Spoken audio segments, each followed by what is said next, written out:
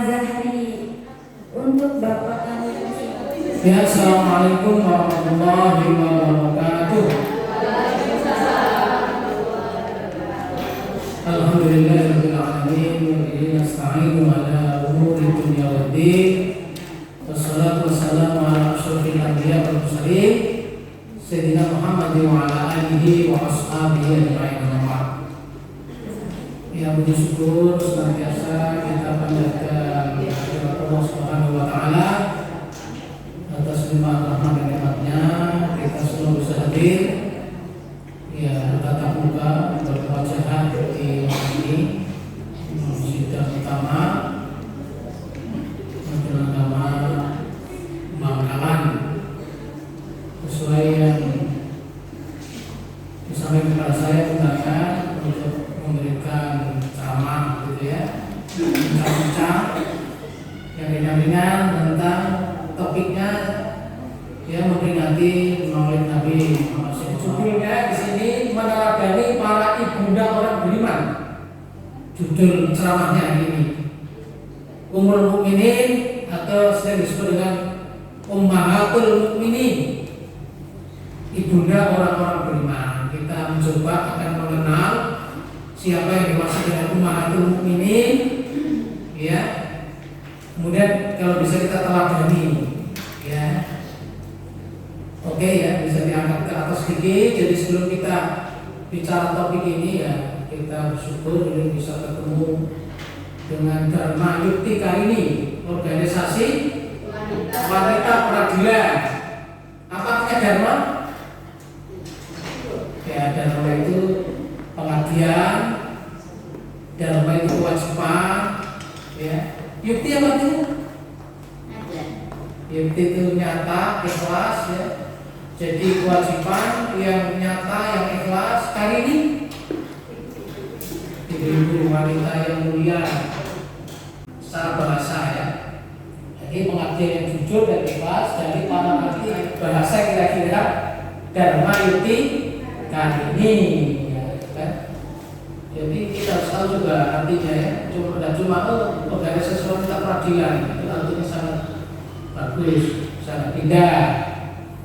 Kemudian yang disampaikan ke saya suratnya itu untuk acara Maulid Nabi. Iya, suratnya aku bawa tadi. Yang benar itu Maulid apa Maulid?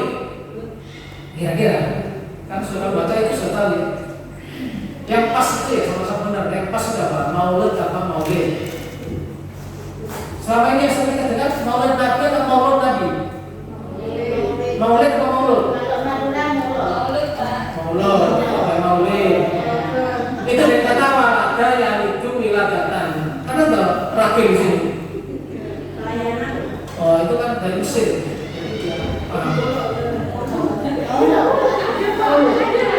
Jadi dari kata ada yang itu wiladatan, artinya melahirkan walada. Walidun itu ayah, walidatun ibu. Ya. Maulid itu nabinya yang dilahirkan. Maulid itu orangnya. Kalau Maulid itu tempat atau hari kelahirannya. Jadi yang pas itu sesungguhnya ya Maulid karena hari kelahiran atau milad. Maulid milad itu sama, maka sering disebut Idul Milad, hari ulang tahun. Jadi Maulid Nabi. Jadi zikru Maulidin Nabi, memperingati Maulid Nabi atau itu Maulidin Nabi, merayakan kelahiran Nabi. Kalau Maulid itu kan nabinya yang dilahirkan ya. Yang kita peringati kan hari lahirnya. Nah, maka yang pas itu Maulidin Nabi. Itu aja saya sekedar bahasa. Kemudian berikutnya para ibu yang berbahagia. Jadi kenapa orang itu memperingati Maulid Nabi, setidaknya memang kita harus gembira dengan kedatangan Rasulullah SAW. Karena Rasulullah ini Nabi yang paling istimewa, Khatamul Anbiya'i wal Mursalin. Apa artinya itu? Khatamul Anbiya'i, penutup para nabi, wal Mursalin dan para utusan. Nabi pamungkas, nabi terakhir, nabi yang paling istimewa. Sehingga kelahiran beliau ini tidak sama dengan nabi-nabi lain. Nabi Muhammad sebelum lahir sudah dikabarkan oleh nabi-nabi sebelumnya. Sudah dikabarkan Nabi Isa Nabi Isa itu kedatangannya sebelum 600 tahun sebelum Nabi Muhammad. Itu umatnya Nabi Isa itu sudah menerima kabar dari Nabi Isa bahwa nanti akan datang seorang rasul. Wa mubasysyiran bi rusulin ya'ti min ba'di ismuhu Ahmad. Itu di potongan ayat itu ya. Di surat Asy-Syams ayat 6 itu. Yang nanti akan datang seorang rasul ya yang namanya Ahmad. Dan saya akan menjelaskan kenapa namanya Ahmad juga disebut juga Muhammad. Di Quran itu disebut Ahmad, makanya saya namanya Ahmad. Ya. Ahmad Zahid. Ya, bunga-bunga surga yang baru. Ya. Kan setiap orang harus tahu arti namanya, dia dicari-cari di kamusnya. Wahyudi, iya. Wahyudi ya. Wahyu indah, Salman, iya. Nanti apa artinya? Jadi sudah dikabarkan, maka umatnya Nabi Isa 600 tahun sebelum Nabi lahir itu sudah gembira. Apalagi kita sebagai umatnya, tentu lebih gembira. Dan kelahiran Nabi Muhammad itu ternyata sudah didoakan oleh Nabi Ibrahim dan Nabi Ismail 9 generasi sebelumnya itu. Ketika Ibrahim Ismail bangun Ka'bah, setelah bangun Ka'bah itu berdoa, beliau berdua. Itu doanya, Rabbana wa ba'ats fihim rasulan. Ya, itu kan doanya. Rabbana wa ba'ats fihim rasulan minhum yadlu 'alaihim ayatika wa yu'allimuhumul kitaba wal hikmata wa yuzakkihim innaka antal azizul hakim. Itu di Al-Baqarah. Tidak ada ayatnya di sini. Ayat 129 ada Arabnya itu. 129. Jadi Nabi Ibrahim setelah bangun Ka'bah itu beliau berdoa, ya. Wa idh yarfa'u Ibrahim al-qawa'ida minal baiti wa Ismail rabbana taqabbal minna innaka antas samiul 'alim. Bangun Ka'bah sudah diterima amalnya. Terus doa ini, ya Tuhan, ya, utuslah untuk mereka seorang rasul dari kalangan mereka yang akan membacakan kepada mereka ayat-ayat Engkau dan mengajarkan kepada mereka Alkitab, Quran dan hikmah serta mensucikan mereka sesungguhnya Engkau yang Maha Perkasa lagi Maha Bijaksana. Jadi yang dimaksud didoakan itu nanti Allah mengabulkan doanya Nabi Ibrahim 9 generasi sebelumnya dan Muhammad. Rabbana wa ba'ats fihim, ya Allah utuslah nanti di tempat ini Rasulullah seorang utusan, nah, kan gitu. Ternyata kemudian 9 generasi ya sudah jauh ya. Berapa ratus tahun Nabi Isa saja sekitar 400 tahun. Apalagi Ibrahim sudah jauh lagi. Itu doanya dikabulkan. Jadi kesimpulannya Nabi Muhammad itu istimewa, sebelum dilahirkan sudah diberikan kabar gembira, sudah diviralkan oleh Allah.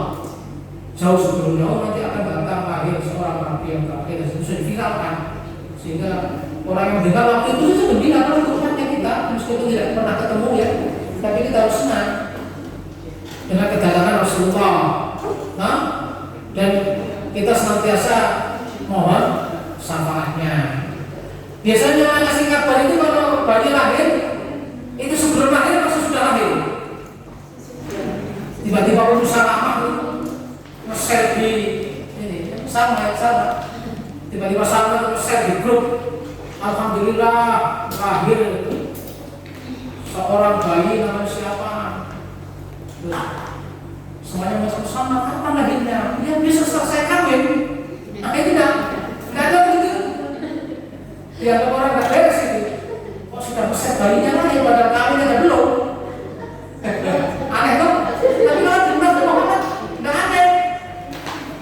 Nabi Isa 100 tahun sebelum lahirnya sudah ngasih kabar bahwa akan lahir begini. Tapi kalau kita jangan, belum kawin sudah ngasih kabar nanti anakmu hidungnya mancung ya, gini biar orang nggak panas nanti. Terus di share. Alhamdulillah telah apa? Akan hadir seorang anak namanya ini setelah saya menikah, gitu kan? Tidak cocok ya. Biasanya kabar lahir itu kalau anaknya sudah lahir, baru kita share. Alhamdulillah telah lahir seorang anak laki-laki yang tampan, yang akan dinamain berapa ada sekian senang, orang tua senang, suami istri senang ya. Itu nandakan anak itu lahirnya memang betul-betul diberkahi Allah. Jadi ya, ketika bayi lahir itu bayinya yang lahir menangis, kemudian orang di sekelilingnya sama tertawa, itu tandanya bayinya sehat. Kalau bayinya menangis tapi orang di sekelilingnya sedih, itu tandanya ada masalah. Mungkin bayi lahir dari kehendaki hasil hubungan gelap karena dapat lampu. Hubungan gelap ini ya, sama lampu. Jadi kadang-kadang digugurkan karena hubungan gelap. Ngerti lah itu? Hubungan gelap itu di luar nikah gitu loh, atau tanpa nikah.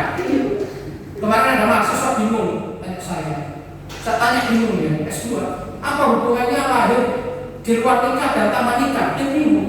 Apa ya Pak? Lahir di luar nikah, lahir tanpa nikah, dia bingung. Oh, baru dengar. Harus dengar banyak ilmu saya bilang. Kalau kerja di luar kantor dengan kerja tanpa kantor, beda nggak? Oh ya beda. Jadi lahir di luar nikah itu sudah nikah siri, tapi di luar kantor KUA, maksudnya tidak di hadapan lembaga yang formal, itu lahir di luar nikah siri. Tapi kalau lahir tanpa nikah itu langsung tubrukan saja, tidak ada dosa basi kayak sapi gitu loh, tidak ada dosa basinya. Itu namanya lahir tanpa nikah. Kalau di luar itu ya masih ada, tapi tidak berwenang mereka itu mengaminkan, tidak ada penghulunya, cuma Pak Ustadz yang ada. Itu namanya Ustadz yang offset. Kalau Ustadz yang menikahkan orang tidak ada penghulu, Ustadz offset namanya. Main bola itu sekilas sempit. Jadi itu maksudnya sudah dikabarkan jauh sebelumnya, sehingga kita semuanya harus gembira mendengar kata-kata Rasul, dan kita harus menyambut memperingati terus ini dalam rangka mengingat kelahiran Rasul. Jadi Maulid Nabi itu kan ada ya, oh bid'ah nama Nabi tidak ada, tapi penting kita lakukan hal-hal yang tidak menyalahi Quran dan Sunnah dalam rangka memperingati. Itu hanya momentum saja supaya kita senantiasa ingat, karena pada waktu itu kita sama-sama ingat seperti hari pahlawan. Kita peringati juga momentum sampai apa 17 Agustus kita peringati. Nah itu momentum ya. Kadang-kadang peringatinya sampai Majap Pinang ya. Apa hubungan 17 Agustus dengan Majap Pinang? Itu menunjukkan bahwa pahlawan kita itu dulu kuat sama naik gunung tuh. Karena kita tidak naik gunung, sekarang naik Majap Pinang gitu. Gitu ya, itu perihal peringatan Maulid Nabi. Jadi harus kita syukuri, kita peringati tapi tidak berlebihan. Ada makan-makan juga hari ini? Ya, mantap itu. Masa peringatan Maulid Nabi tidak ada makan-makan? Kayaknya ada panas gitu ya. Ini kenapa tidak ada makan-makan? Ya, meskipun snack, apalagi kalau nasi kuning, ya ini Maulid Nabi. Oke, nah itu. Kemudian yang ketiga ini mengenal dan meneladani para ibunda orang beriman. Ini sangat penting topiknya ini ya, tadi pengantar saja ya. Sesungguhnya siapa ummahatul mukmin atau ummul mukmin, ibunda orang beriman itu siapa? Tidak lain di sini saya jelaskan bahwa ibunda orang beriman itu adalah istri-istri Rasulullah Sallallahu Alaihi Wasallam. Itu ibunda orang-orang beriman. Memang diberi gelar itu dalam Quran. Allah yang memberi gelar itu. Dalam Al-Quran surat Al-Ahzab ayatnya 33, suratnya nomor 33 ayat 6. An-Nabiyyu awla bil mu'minin min anfusihim wa azwajuhu ummatuhum. Jadi Nabi itu lebih utama dari orang mukmin, termasuk dengan dirinya sendiri. Wa azwajuhu ummatuhum, dan istri-istri beliau itu adalah ibu-ibu mereka, ibunya orang beriman. Jadi Nabi itu lebih utama dari diri kita. Kalau Nabi memanggil, ya, sementara diri kita juga butuh, maka kita dahulukan Nabi itu. Panggilan Nabi itu kita dahulukan daripada panggilan yang lain. Kalau suami manggil istri, itu wajib taat, karena itu sama dengan panggilan Nabi. Nabi memerintahkan istri itu memenuhi panggilan suami meskipun sedang masak di dapur. Nah, kan gitu. Itu panggilan Nabi karena Nabi memerintahkan begitu.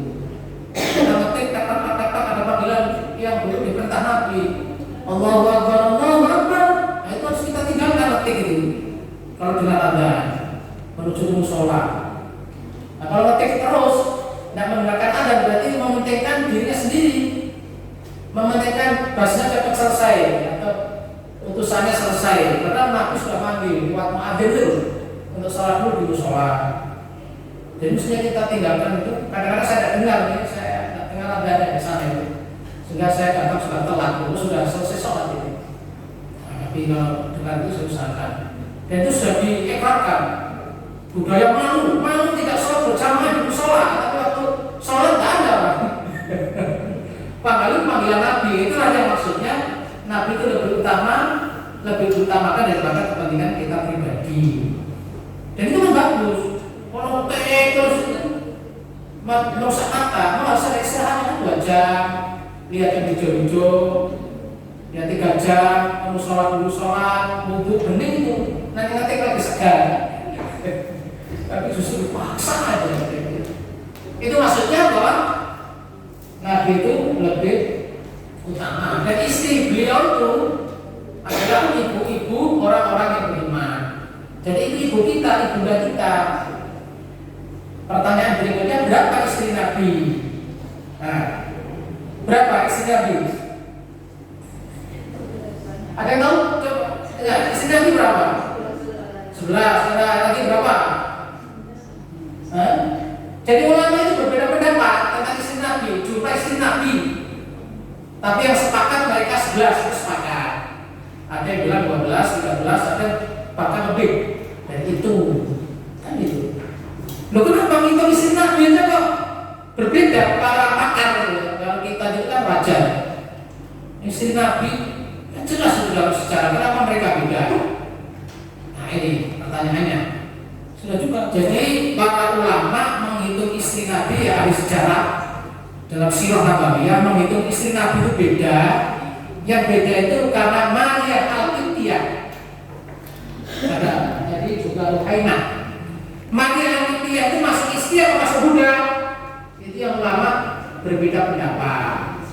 Masuk istrinya apa masuk budak? Gitu loh ya. Karena dalam norma hukum Islam ada yang sering disalahartikan.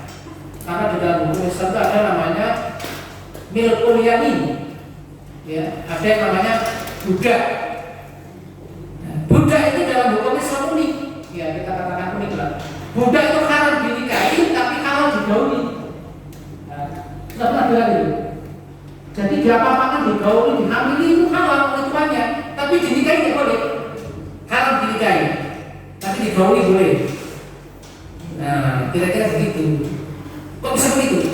Apa kira-kira alasannya? Budak itu halal digauli, dihamili, tapi tidak boleh dikawini. Kira-kira apa alasannya? Ada yang tahu? Mana? Belum mana? Tahu? Kenapa? Karena belum merdeka. Oh, dia belum merdeka. Oh, tak juga ya. Tapi filosofinya yang utama ya, bahwa budak itu adalah milik tuan. Di dalam perbudakan itu ada kepemilikan. Kalau yang namanya milik itu, dia apa-apa kan boleh terserah. Mau digauli, mau dijual, mau dikasihkan, dihadiahkan ke teman, boleh. Karena budak itu adalah ada unsur kepemilikan. Karena milik yang bisa dijual, bisa dikasihkan orang, bisa dibuang kalau dia tidak suka. Itu namanya budak ya. Tapi kalau istri, nah ini yang harus diperhatikan. Hubungan suami istri itu tidak ada unsur kepemilikan. Jadi tidak benar itu suami itu milik saya, tidak benar. Istri itu milikku selama-lamanya, tidak benar. Jadi hubungan suami istri itu ada hubungan kepemilikan. Kalau itu hubungan kepemilikan bisa menjual istriku, wah bahaya itu. Oh itu kan istriku milik aku, sudah bosan untuk jual aja. Atau aku hadiahkan kepada temanku yang punya istri, dan bahaya itu ya. Jadi hubungan istri itu tidak ada hubungan kepemilikan, tapi hubungan saling memberi manfaat. Hubungan suami suami istri hubungan saling memberi manfaat, bukan milik, sehingga tidak dijual. Karena hubungan kemanfaatan, maka ada hak dan kewajiban hubungan suami istri itu secara imbang dan timbang balik, karena bukan milik, hanya sekadar mengambil manfaat. Ya, itu kan jelas. Kalau milikul yamin budak itu jelas itu. Baik itu malah situ ya nama itu malah berlaku minum bisa ya mas nawa semua sama rubah. Baik itu malah tangan bahwa kita tahu malakat imanukum dari keadaan Allah tamudu itu kan An-Nisa ayat. Ya surat An-Nisa di situ ayat. Baik itu malah tuksitu yatama itu awalnya ayat itu ya ayat 3. An-Nisa ayat 3. Inilah yang terkenal dengan ayat poligami. Ya, ayat poligami.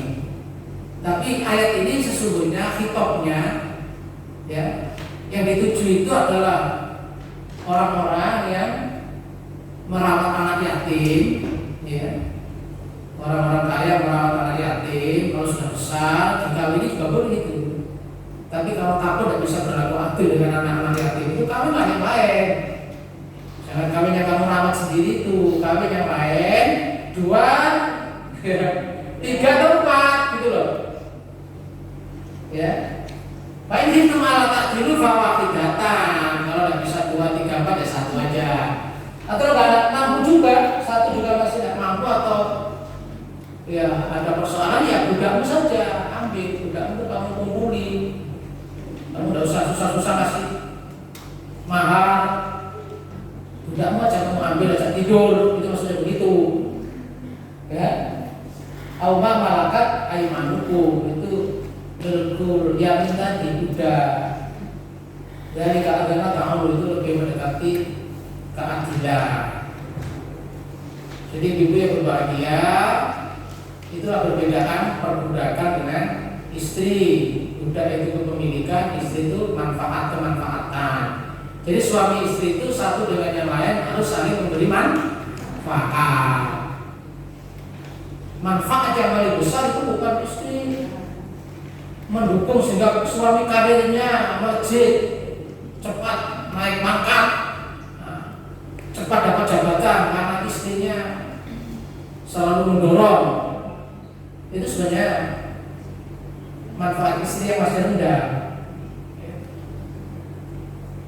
Karena istrinya setia, suaminya sehat, dikasih makan yang bergizi, ya. Itu sebenarnya juga manfaat yang biasa. Manfaat yang besar suami istri itu ya, yang di samping membentuk rumah tangga samawa, sakinah mawaddah warahmah, manfaat besar kita berpasangan itu adalah masing-masing kita itu bisa mengantarkan pasangannya husnul khotimah menuju surga. Itu manfaat suami istri itu. Kalau istri atau suami ini tidak mendukung yang satu dengan yang lain masuk surga, dibuang saja. Pasti mengajak ke neraka, nggak mengajak ke surga.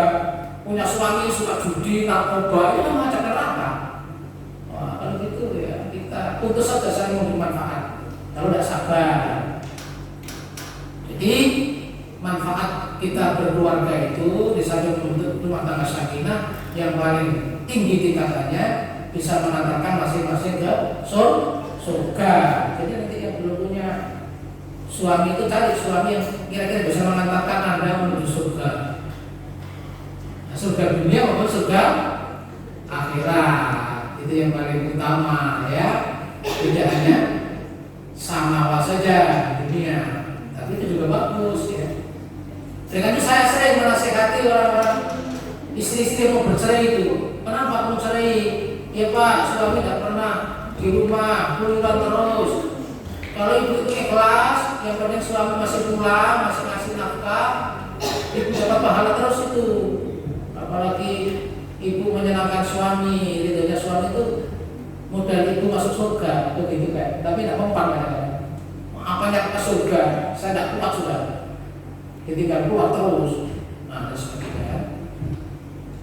Itulah manfaat kita berpasangan itu. Satu dengan yang lain saling memberi berkah.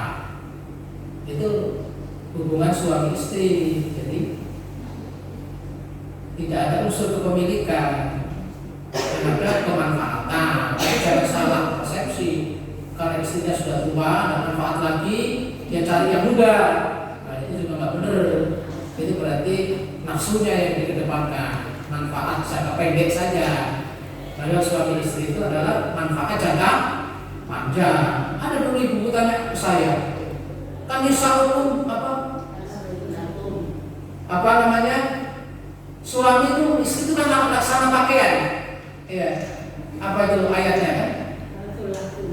Nisa'ukum farsulakum fatu khasakum manasikum kan laksana sawah, padang. Ada lagi ayat lain bahwa suami istri itu laksana pakaian gitu loh. Libasulakum wa antum libasulahu gitu loh. Terus tanya ke saya ibu, Pak, kalau istri itu dia berangkat pakaian, kalau sudah kusut kuman kan dibuang Pak. Cari pakaian yang baru loh. Begitu maksudnya. Pakaian itu saling melindungi gitu loh, saling menutup aib. Itu maksudnya. Bukan pakaian kalau sudah kuman dibuang, cari istri lagi. Dan memang ibu yang berbahagia dalam ayat ini kan poligami itu boleh jadi ceritanya. Nikah 1, 2, 3 sampai 4. Kalau umatnya Nabi Muhammad laki-laki maksimal 4, kalau Nabi Muhammad istrinya lebih dari 4. Ya. Ini hanya boleh saja. Jadi poligami hanya boleh, tidak sunnah, tidak wajib, maka tidak perlu diviral-viralkan. Ada orang yang viralkan terus bikin organisasi apa itu? Kan dulu ada itu organisasi orang poligami. Terus dorong-dorong orang berpoligami, itu tidak bagus juga, itu namanya hulu dalam agama. Hulu itu terlalu melebih-lebihkan. Tidak usah gitu. Karena orang poligami itu kan kemampuan, keberanian. Yang utama menurut saya itu keberanian, ketegaan bukan keberanian. Orang poligami itu harus tega menyakiti yang tua. Karena saya tidak tega ya poligami. Ketegaan. Bukan asal mampu saja, harus ada jiwa tega gitu. Itu baru bisa bicara. Jadi boleh saja, aku diviralkan di beberapa organisasi orang-orang istri satu atau kalah kabur disuruh poligami, itu satu ada dulu itu. Organisasi poligami itu terlalu. Yang biasa-biasa saja. Ibu juga harus biasa-biasa saja. Kalau poligami syariat, nggak usah takut, nggak usah tiap hari suami diinstruksi. Bapak mau tambah tulang, mau kali lagi. Nanti lama-lama suaminya marah, betul-betul kali lagi, dimarahin tiap hari. Ini wajar-wajar saya alami, pasrah aja kepada Allah. Kita sudah melayani suami yang baik, ya tentu Allah akan membalaskan baik. Ya, in aksantum lihat risiko dan itu. Wa ma jazaa'ul ihsan ilal ihsan. Kalau Anda ibu-ibu berbuat baik kepada suaminya akan dibalas oleh Allah. Ya, suami tidak boleh lagi karena istrinya memberi manfaat yang besar bagi dirinya. Tapi kalau istrinya memberi manfaat remeh, ya. Suaminya satu kata, istri 10 kata, apa-apa disiapkan cari sendiri. Ya. Suaminya tugas jauh juga didampingi, ya. Ditinggal sendirian, wah itu memberi manfaat pada kita. Pernikahan itu saling memberi manfaat, dan gitu kan. Jadi tidak usah diviral-viralkan ya. Memang ada di situ. Saya tulis bahwa ada di waktu dulu itu ada teman saya bilang kalau istri itu memang bukan satu, Pak. Itu. Jadi kalau istri itu iswa, kalau 2 itu istu, 3 itu istri. Ya, istri yang 3. Apa yang bilang begitu? Itu kan guyonan ya. Dari iswa, istu, istri. Kalau 1 bukan istri kata temanku yang punya istri 3 ya. Ya, ada temanku punya istri 3 waktu saya tugas di itu, dia bilang ke saya, Bapak berapa istri? 1 itu pakai istri, Pak, iswan. Terus kalau istri ya 3, istri. So, ya, itu ya. Kemudian berikutnya tadi kan ulama itu beda pandangan istri Nabi itu 11 apa 12 apa 13 apa lebih. Ya jadi masalah itu kalau 11 sepakat. Maria Al-Qibtiyah itu kan budak yang dihadiahkan kepada Nabi oleh Mukaukis gubernur Mesir. Itu ulama berpendapat, ada yang mengatakan Nabi tidak menikahi tapi diperlakukan sebagai budak. Ada yang berpendapat itu sudah dibebaskan oleh Rasulullah. Kalau lalu dinikahi. Jadi budak itu tidak boleh dinikahi. Syaratnya dinikahi apa? Harus dibebaskan dulu. Dibebaskan dulu. Jadi kalau punya budak, ya tuan yang bagus itu budaknya perempuan, meskipun ada hitam, diberikan sabun, make up, ya, dikasih makan yang enak, nanti dibebaskan tidak dikawin. Itu pahalanya besar. Makanya Islam itu anti perbudakan. Ya, kalau kerucut sumpah dibebaskan ya, kafaratnya dengan membebaskan budak. Kalau puasa Ramadan kecelakaan, kafaratnya membebaskan budak. Kalau nabrak orang misalnya, dendanya membebaskan budak. Jadi Islam itu anti perbudakan, tapi caranya pelan-pelan. Ya. Jadi dalam Islam itu kalau majikan itu yang baik, budak-budaknya dibebaskan seperti Abu Bakar dan lain-lain. Dilarang yang bagus dibebaskan, dinikahi boleh. Jadi ketika budak itu dinikahi harus dibebaskan dulu, sehingga akadnya akan kemanfaatan tinggi nilainya. Tapi kalau dia masih budak, itu ya hukumannya adalah kepemilikan. Memang sekarang budak tidak ada. Tapi katanya dulu di Afrika itu paling lambat dulu. Nelson Mandela itu katanya dulu masih terjerat pada perbudakan. Kenapa kok ada perbudakan itu? Ada orang yang jual belikan. Itu rata-rata sebabnya kalah perang. Jadi kalau perang zaman dulu terus kalah, itu dirampas semua, perempuannya dirampas, lakinya dirampas, yang tidak terbunuh misalnya budak. Itu ceritanya. Nah sekarang perangnya tidak langsung, perang nuklir tidak ada. Perang itu tidak kelihatan. Kalau dulu perang kan saling kenal, sekarang ada kenal. Sekarang Rusia perang dengan mana? Ukraina tidak saling kenal. Tidak ada budak-budak lagi. Kalau tidak mati lari. Sama dulu perang pakai pedang, jadi kenal. Nah, kalah dijadikan budak, dijual belikan. Nah, itu jadi budak itu haram dinikahi, halal dikumpuli. Ya. Untuk dinikahi harus dibebaskan dulu. Nah, sekarang tidak ada. Oke lah, istri Nabi itu katakan 11 atau 12, katakan 12 lah. Karena ada yang itu banyak itu yang sudah akad tapi katanya belum dikumpuli, itu tidak kita masukkan di sini. Yang kita masukkan di sini itu betul-betul istri yang sudah diakad, sudah dinikahi, sudah didahului. Itu 11 itu. Kemudian masuk Maria Al-Qibtiyah, itu juga diyakini sudah dibebaskan oleh Rasulullah dan dinikahi, maka jadi 12. Ibu-ibu yang paling viral paling Aisyah yang paling berlakunya itu ya. Yang lain 12 paling ada apa ya? Ya pertama Khadijah binti Khuwailid, ini istri Nabi yang pertama menurut sejarah. Kalau dulu ada orang poligami katanya mau ikut sunnah Nabi, katanya waktu kamu kawin umur berapa? Tidak cocok dengan Nabi. Kalau ikut sunnah Nabi, laki-laki itu kawin umur 25, cari istri umur 40, itu baru sunnah Nabi. Karena Khadijah ketika dinikahi Rasulullah itu, para ahli sejarah itu banyak yang berpendapat Khadijah umur 40, Nabi 25. Meskipun ada yang berpendapat Khadijah waktu itu umur 28, Nabi umur 25, tapi pendapat yang mayoritas ketika Nabi menikah pertama kali, ya Nabi umur 25, Khadijah 40. Gitu ya? Nah, tapi ternyata Nabi dengan Khadijah ini punya anak. Anak itu anaknya berapa? Semua putra putri Nabi berapa? Maksudnya apa anaknya? Sampai apa anaknya saat itu? Hari Lintan itu apa? Masa anaknya Nabi nya apa? Ini terlalu ya. Dengan Nabi saja anaknya tahu. Anaknya Nabi gak apa? Terlalu atau main apa? Jadi anaknya Nabi kan 7 ya. Jadi 3 laki-laki, 4 perempuan. Tujuannya Rasulullah itu 6 dari Khadijah. Gitu loh. Yang 1 dari tadi Maria Al-Qibtiyah. Lalu orang mereka masa Khadijah umur 40 dinikah Nabi punya anak 6? Ini tidak mungkin. Jangan-jangan umur 40 tidak lama lagi menopause. Menopause itu apa? Menopause itu apa? Ya isah bahasa Arab. Yang muda-muda belum tahu menopause, tua-tua sudah. Ya. Itu kalau bayangkan kita orang Indonesia, orang Arab itu barangkali menopause-nya umur 60. Ya kan? Kalau di sini Anda umur 40 masih punya anak dimarahi sama dokter.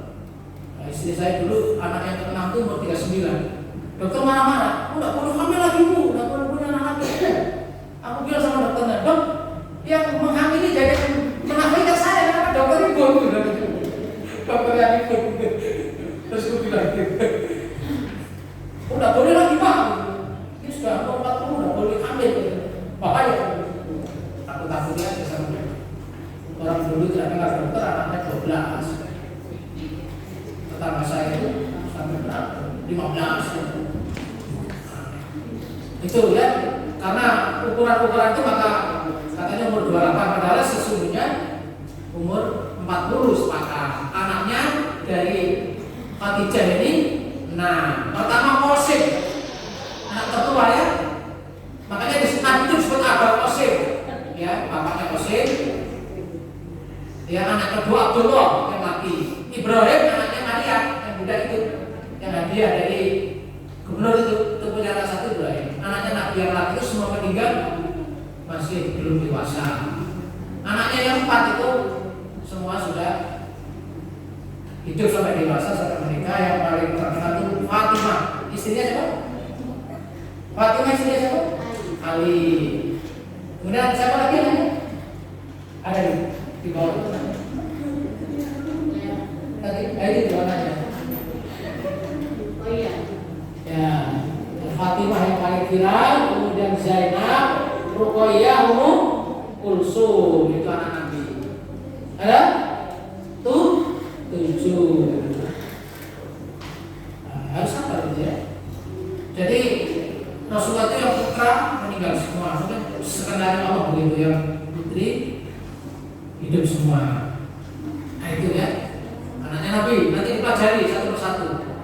Kemudian setelah Khadijah meninggal, kan Nabi umur 25, katanya Khadijah meninggal itu Nabi umur 50 gitu. Terus Nabi sendirian muda. Ada yang bilang 2 tahun muda, ada yang bilang 1 tahun. Terus ada yang kasihan, sahabat-sahabatnya Nabi sendirian, masa sendiri apa? Anaknya masih kecil-kecil. Terus ada janda gitu namanya Sauda binti Zam'ah. Ya, itu ditawarkan kepada Nabi, Nabi terima, itu suaminya meninggal ya. Sakran namanya suaminya, terus nikah sama Nabi. Katanya Zam'ah apa? Sauda binti anak itu umur 55. Jadi Nabi mengamini Sauda itu bukan nafsu saja ya, tapi dari sisi lain janda. Semua yang dikawini Nabi itu janda kecuali Aisyah. Aisyah itu yang tidak janda, yang gadis, tapi tidak punya anak. Jadi semuanya janda, yang 11 yang 1 saja gadis. Ya. Dan itu ada misi, semuanya ada misi masing-masing. Aisyah itu kalau cerdas, jadi Nabi butuh cerdas yang nanti menyampaikan ajaran-ajaran kepada umat. Yang lain-lain itu karena hubungan kerabatan, karena kepala suku ya. Jadi yang kedua satu tadi Sauda, yang ketiga Aisyah ini yang anaknya sahabat juga, putrinya Abu Bakar. Ini yang paling viral, Istu Humairah, si Merah Jabu, bibinya merah. Kalau ibu mau bibi merah juga kamu sama make up kan merah itu. Jadi sudah viral. Siapa yang bikin lagu? Aisyah aja. Yang nyanyikan siapa pertama kali? Anissa deh. Sabian kan penyanyi berapa dia asli. Aku juga nggak tahu lah. Suruh nyanyikan juga nggak bisa. Pokoknya yang viral ini sekarang. Setia kepada Nabi, belan-belan bersama Nabi, suka manja gitu. Karena dia paling muda. Katanya waktu jadi Nabi itu umur 9 tahun, tapi digauli setelah umur 12 tahun. Nah, itu. Kemudian istri yang keempat, nah namanya Hafsah binti Umar bin Khattab, putrinya Umar. Hafsah di sini kok jadi Hafsah. Hafsah, tapi kalau istrinya itu Hafsah ya. Nah itu juga janda. Yang anaknya tokoh, anaknya sahabat. Kemudian ada lagi yang kelima Zainab binti Huzaimah. Nanti itu punya istri namanya Zainab itu 2. Zainab binti Huzaimah dan Zainab binti Huyai. Kemudian istri yang ke-6 Ummu Salamah namanya Hindun bin Umayyah. istri Nabi juga janda. Kemudian Zainab yang kedua tadi kan ada Zainab di atas. Ini Zainab bin Jahas ya. Ini juga janda. Kemudian istri yang ke-8 Juwairiyah binti Haris, ini namanya suku palsuku. Ada lagi 9 Ummu Habibah, Ramlah namanya, bin Abu Sufyan, ini namanya tokoh juga. Jadi semua istri ini untuk kepentingan dakwah. Kemudian ada namanya Sofia binti Huyai, ini juga janda. Ada lagi Maimunah binti Haris, janda. Ini hadiah Maria Tulkitiyah, ini yang hadiah dari Gubernur Mesir namanya Muqawqis. Ini yang mereka berselisih apakah dibebaskan oleh Nabi baru nikah apa tidak dinikah karena udah. Nah, ini yang punya anak namanya Ibrahim Nabi yang meninggal juga ya. Itu semuanya 12 itu disebut Ummahatul Mukminin, ibundanya orang-orang yang beriman, sehingga harus diteladani. Apa yang bisa diteladani dari mereka? Satu, mereka itu mengutamakan akhirat daripada dunia. Jadi tidak menuntut macam-macam, belanjanya ringan, tidak menuntut harus diberikan gelang ini, gelang itu, yang penting bersama Rasulullah. Kalau sekarang ada itu suaminya menuntut cerai, saya tanya, kenapa menuntut cerai? Tidak bersama Pak, minta uang riba aja tidak dikasih. Saya tanya, kamu kerja apa? Suaminya tukang. Tukang mau minta riba. Kan aneh, padahal untuk kebutuhan pokok saya kan susah. Oh, kalau begitu ini sudah manfaat mereka berdua ini. Yang satu suka ke salon, sementara rumah apa saja pas-pasan. Ini istri yang kita mencontoh Ummahatul Mukminin. Kalau istri Nabi itu belajarnya ringan, yang menuntut berlebihan, ya, yang secukupnya saja, yang penting selamat di akhirat. Itu harus kita contoh ya. Nanti ibu jangan menuntut melebihi kemampuan suami ya, kasihan ya. Bisa istri kerja itu kan bantu suami sedekah, apa hal terus. Yang tidak kerja ya mengabdi suami tadi. Yang kedua yang kita contoh apa? Berikutnya. Nah, ya istri Nabi itu kalau melakukan kebaikan pahalanya berlipat ganda, kalau keburukan juga berlipat ganda. Jadi mereka harus hati-hati. Ini Al-Qur'annya itu ya. Yang ketiga, ini mereka berhati-hati dalam perkataan dan perbuatan.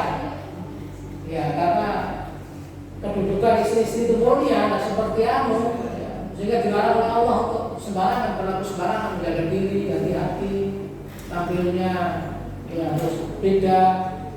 Yang keempat, mereka sholat tinggal di rumah dan tidak berhias jika keluar rumah.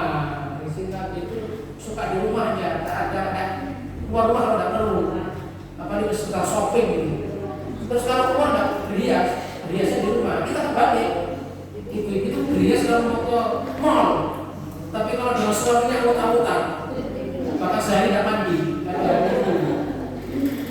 sehingga tidak memberi manfaat.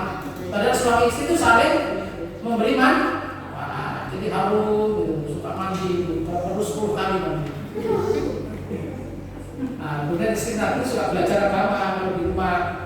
Bukan ikut saja ya TV, tapi belajar, mengaji gitu. Nah, ini ada juga hal yang berbeda dengan kita. Jadi istri Nabi itu ketika Nabi wafat, janda tidak boleh dikawin oleh siapapun. Ini larangan ya.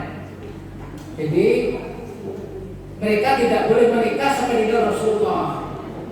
Makanya di Madura itu juga ada kiai-kiai yang mencontoh itu, karena kiai itu katanya warasatul anbiya, pewaris Nabi. Sehingga kalau istrinya tidak cerai, kalau ada orang kawin diancam itu. Kalau kamu mengambil manfaat dari ini, ada juga pendapat ya ahli bahwa kalau istri itu kawin dengan beberapa laki-laki, nanti di surga itu bersama suami terakhir. Nah, sehingga kalau ada kiai istrinya cerai mau kawin lagi tidak rela karena dia menghendaki istri yang cerai itu nanti bersama dia di surga. Jadi bersama di surga itu adalah dengan suami terakhir. Oh, ini kata Pak Guru pertama terakhir, mantap itu. Kalau suaminya meninggal misalnya nikah lagi, ya berarti dengan suami yang terakhir. Maka nanti mencari suami yang terakhir harus lebih bagus. Nah, ini itu yang bisa kita teladani. Jadi ibu yang berbahagia, saya sedikit kembali tadi bahwa ketika Khadijah menikah kepada Rasul itu ternyata yang punya inisiatif keinginan itu Khadijah. Dia yang melamar itu adalah keluarga Khadijah kepada Nabi. Maka kalau orang Lamongan itu perempuan yang melamar sama Trenggalek barangkali terinspirasi itu kisah Khadijah ketika melamar Nabi. Jadi yang ingin kepada Nabi itu Khadijah dulu. Kemudian dia menggunakan Hafsah tadi, Nafisah tadi untuk menyampaikan kepada Nabi. Jadi boleh dia perempuan melamar. Saya kira ternyata ada ceritanya. Khadijah, coba baca di semua sejarah. Yang ingin duluan itu Khadijah dan menyampaikan maksudnya kepada Nabi lewat utusannya. Orang-orang kalau melamar juga langsung perempuannya melamar ke orang tuanya datang, nawarkan anaknya dan terbaik itu. Nah, ini ibu yang berbahagia saya sampaikan, mudah-mudahan bermanfaat ya. Dan silakan mohon maaf dan jika nanti kurang jelas bisa diklik azhari.com. Apa aja ini gambarnya ibu saya tampilkan di situ sampulnya supaya orang lihat tertarik itu terus baca. Setahun aktif dibaca 53.000 orang. Apa ya ini? Ada statistiknya yang baca tulisan itu 53.000 orang. Aduh ya, mungkin ibu sudah pernah membaca yang lain. Sehingga begitu. Mudah-mudahan kita bisa mengambil manfaat dari ceramah tadi. Saya ibu sekalian, sekali lagi ada kurang mohon dimaafkan. Subhanallah wa atubu ilaik. Assalamualaikum warahmatullahi wabarakatuh.